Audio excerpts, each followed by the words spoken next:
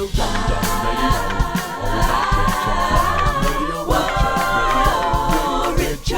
Radio Richard.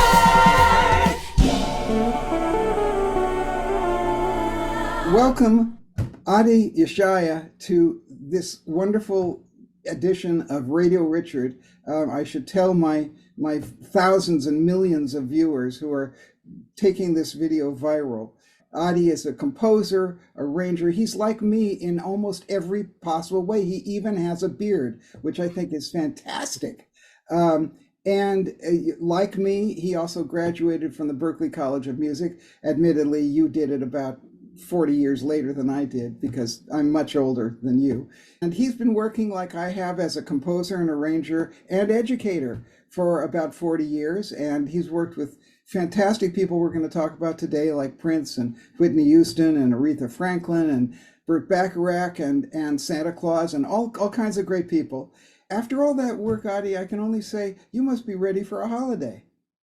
But I enjoy what I'm doing, and I feel fortunate to be able to do this for a living. Indeed, indeed, so do I. One of the things that I never get a chance, or I rarely get a chance to do, is talk to people who do the same thing as me. And that is why I wrote this carefully placed bit of advertising here, my book, where I got to interview a lot of great arrangers. And now I get to introduce you and interview another great arranger, which is Adi. So one of the things which I love to talk about with other arrangers is the kind of nuts and bolts of the job.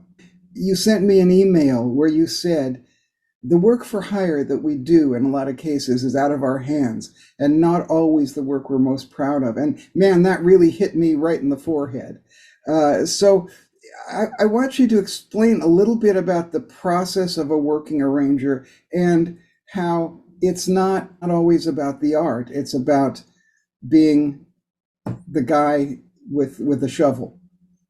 Well, I don't even know where to start, but it's like since we went through similar paths with education and stuff, I have a feeling that we may have started the same way, kind of following the guidelines that we got at school, believing that this is the way to do it and any other way is not valid.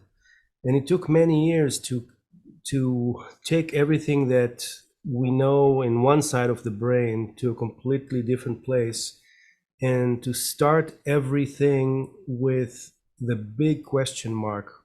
Why am I here? What am I trying to do? How do we start? Sometimes people will ask me, what's your system? What's your process? And I get lost.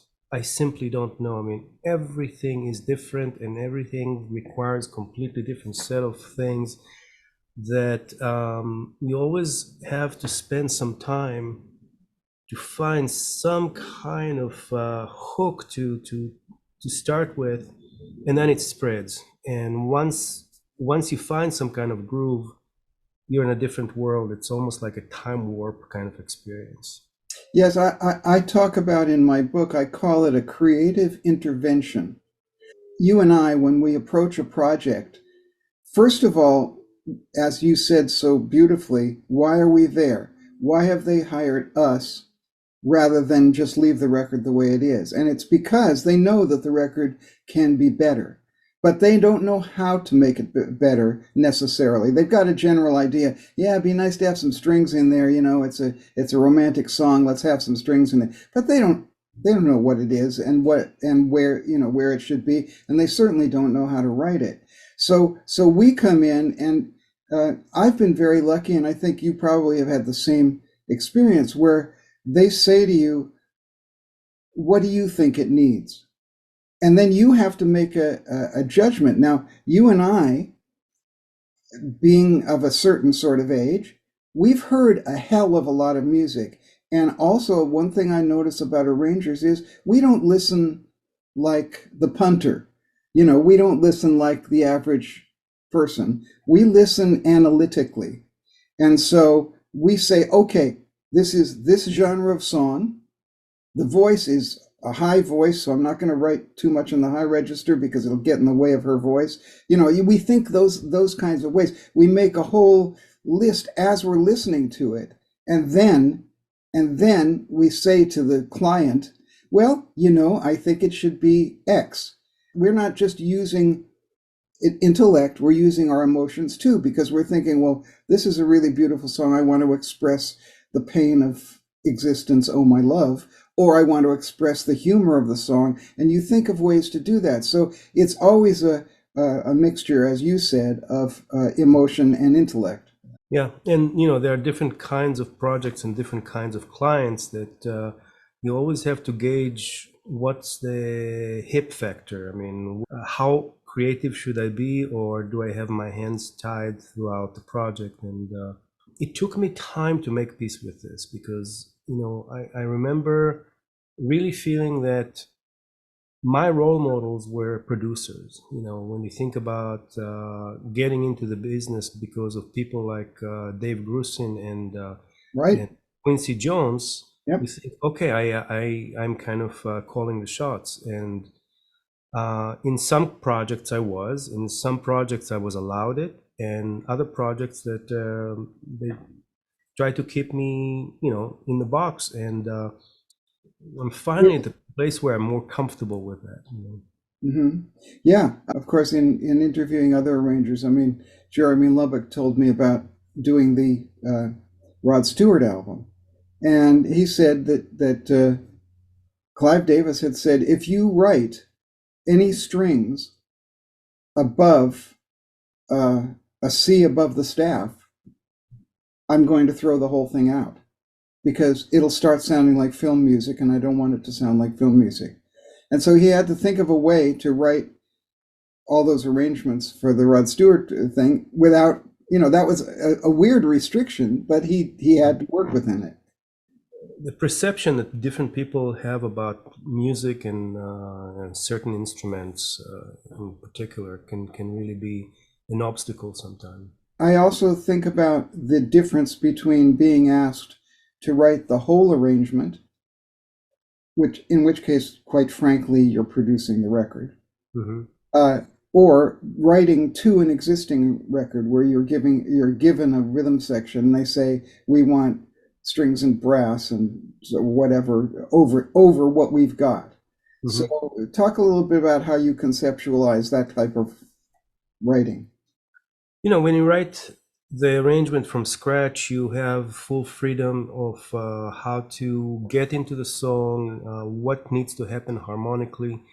There's a hot subject among musicians, players in particular, about reharmonizations.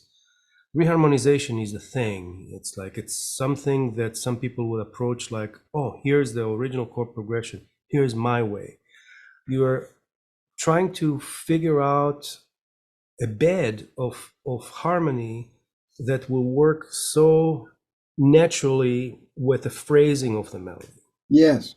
When you do this and you have a good idea of how the artist is going to be phrasing stuff, you're creating a harmony that is not based on this is the original and this is my way, but yes.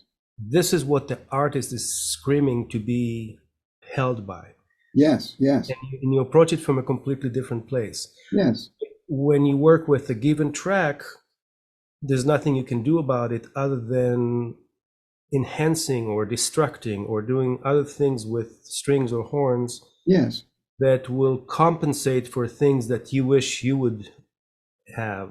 Something I hear in your writing, and I'm sure it's in mine writing, if I'm writing to a track and it's a C major chord, and I think, well, what can I do? If I make it a major seventh chord or something, that's going to be not what the artist had intended. However, if I voice it if I just put a little 9 in there, or if I put a little 6 in there, and if I voice it in fourths, suddenly you're creating a little extra texture to what they've done, but you're not ripping it away into another world. And of course, you and I know the difference between country and jazz and pop and all the different styles, and what those harmonic voicings, which is a subject which the lay public doesn't understand and doesn't need to, but those voicings actually have an emotional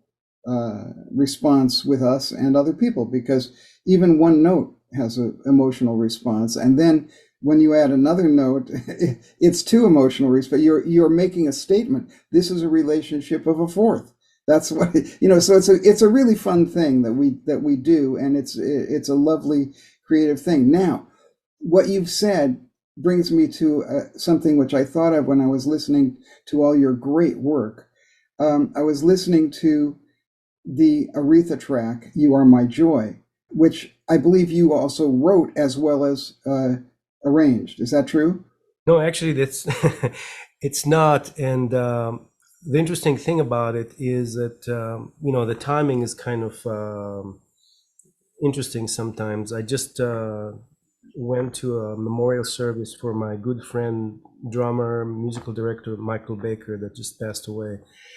And Michael recruited me back in '99 to arrange for Whitney because he was her musical director. Mm. And at some point, Clive Davis called him to produce a segment for Aretha Franklin for the Arista anniversary. Mm-hmm. And that's where our relationship started. And Aretha wasn't present I'm talking actually about a different project, but 3 years later, we recorded a couple songs with Miss Franklin, and she was not present at the session. And when a contractor asked me to give them for credits, I put Michael Baker as the producer and myself as the string arranger. And she didn't like the fact that she's not the producer, because these were two of her original songs, and she was actually at the original session playing and calling the shots for the rhythm section. Right. She put herself as a producer and Michael as the composer of the horns and me as the composer of the strings. And somewhere along the line, they saw my name as a composer and confused it with. Right. And Adi, I really love the idea of calling yourself the composer of the strings, because after all, when you write a melody, you are writing the melody. They can't get around it. Now, the law says that every melody you write and every note you write belongs to the original publisher and songwriter. However, the fact of the matter is, no matter how you describe it by law, that you are composing that music. And I love that. I would have always loved during my career for somebody to say the composer of the brass or the composer of the strings, because when you're writing melodies, it's the thing that I've been fighting for, and I won't rant too much more about it, but I've been fighting for arrangers' rights, and we have none. So there we are. But when you arrange to the song and you arrange to the melody. Now, certain singers think it's a really good idea to sing whatever the hell they want and to improvise throughout the entire song. Now, I've got to say, I don't know what you originally were given to arrange this to, but in "You Are My Joy," it just sounds like she's improvising the entire way through the song. And of course, because it's Aretha, it sounds marvelous. But in the hands of any other singer, and I must say I've had a lot of singers in my long and tiring career who just think it's okay to change the melody, change the phrasing, and it immediately throws your arrangement out the window. I have a process that I went through, and it really started the way you describe it. I was doing a jazz record, and I know the tunes. I didn't even have to use lead sheets, but I know how the melodies are going. And I wrote my parts based on the general idea of the melody. And the singer phrased it completely different, to the point where the horns were really active, she was phrasing pretty much on the same register. And then there were empty spaces and stuff. Right. I got so frustrated at that time, wondering, okay, how did they do all these great albums with Sinatra and all that? And I realized, there was a relationship, a continuous relationship between the arranger and a singer that the arrangers knew every nuance that the singers was going to do. Absolutely. And we live in a completely different pay scale right now, where we don't have 3 months retainer to learn that kind of stuff. So what's another way of accomplishing this? I tried something that I swear by it, and I do it all the time. When I work on a project with a singer, especially if I arrange it from the ground up, from doing the full arrangement, I bring them over here and accompany them with basic set of chords, no form in mind, just sing the song, sing it again, sing it in a different key, and then I build it to their performance. I've done several projects like this, and it feels so homogeneous. It's like the band is really complementing the vocals, and it's a completely different result, different experience. So that ability to do something with a little bit of technology bypasses the need to really sit for a couple months with a singer. And Yes. Well, I know for a fact, because my dad, Tony Romano, was from the era of all of those people, and he worked with Sinatra, he worked with Tony Bennett, he worked with a lot of great singers. And in fact, just because I can, I'm going to take this picture over here and I'm going to show you. Oh, wow. Yeah, this is fun. My dad is over on this side, and that's a concert that they did together. And the thing was, in those days, Sinatra used to sit with his piano player, Bill Miller, and he'd go over the song, generally how he wanted to do it. And somebody like Nelson Riddle would come and sit with them. He'd listen to that, then he'd go home and write the arrangement, already knowing how Frank was going to do it. And I must say, I've had that experience. I do pretty much the same thing that you just described when I get the chance to, which is not very often, because a lot of times they don't give you the chance to do that. Right. They just say, be there at 10:30 tomorrow morning. But when possible, of course, you want to arrange to the singer. But also, some singers are willful, I think you'll agree, and they just want to do what they want to do, and they want to change stuff for the sake of changing it. So, there are all kinds of experiences of it. But what a lot of people don't understand is that if a melody goes bum bum bum bum bum bum bum, and you write to that, it's not going to work if they suddenly go bum. But suddenly you're in a different world, So that's just for the non-arrangers in the world. That's the one of the troubles we face. Mm-hmm. One of the things that I also wanted to talk to you about that's related to this is the idea of how much.